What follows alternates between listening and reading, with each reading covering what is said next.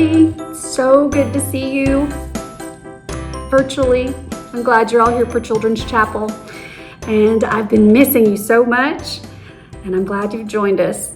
So first, let's try to get all our wiggles out and take a deep breath so that we can pay great attention to the lesson we have today. So if anybody has lots of wiggles trapped inside, let's get them all out. Wiggle, wiggle, wiggle, wiggle, wiggle, wiggle, wiggle. And a deep breath.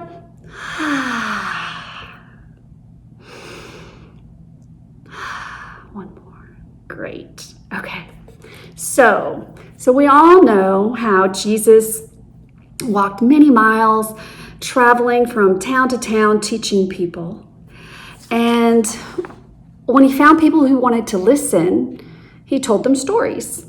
And when he found people who were sick, he healed them. And when he found people who were sad, he comforted them. And he traveled in his own land a lot where all his people lived. And sometimes foreigners came to this land. And the people in Jesus' land, they didn't really speak to many of these foreigners, especially not to Samaritans or Canaanites. And there was one foreigner that came to speak to Jesus. And that's what our story is today about. And it's from the book of Matthew. And it starts like this. Jesus went to the territory near the cities of Tyre and Sidon. A Canaanite woman who lived in that region came to him. "Son of David," she cried out, "have mercy on me, sir. My daughter has a demon and is in a terrible condition." But Jesus did not say a word to her. His disciples came to him and begged him, "Send her away. She is following us and making all this noise." Then Jesus replied, "I have been sent only to the lost sheep of the people of Israel." At this, the woman fell at his feet and said, "Help me, sir." Jesus answered, "It isn't right to take the children's food and throw it to the dogs." "That's true, sir," she answered, "but even the dogs eat the leftovers that fall from their master's table." So Jesus answered her, "You are a woman of great faith. What you want will be done for you." And at that very moment, her daughter was healed. So today's story, it wants us to think about the yeses that we wish to hear from Jesus in our life every day.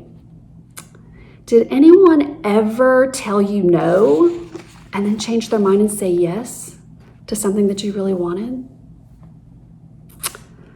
How did that make you feel?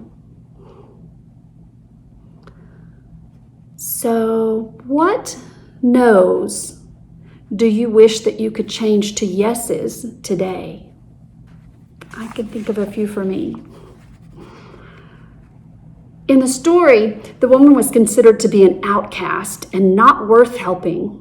But Jesus taught us that everyone is worthy of help and love. So, what kind of people in our community are considered by some other people to not be worth helping? Should we help them? Should we love them? The woman in our story did not give up until Jesus turned his no into a yes.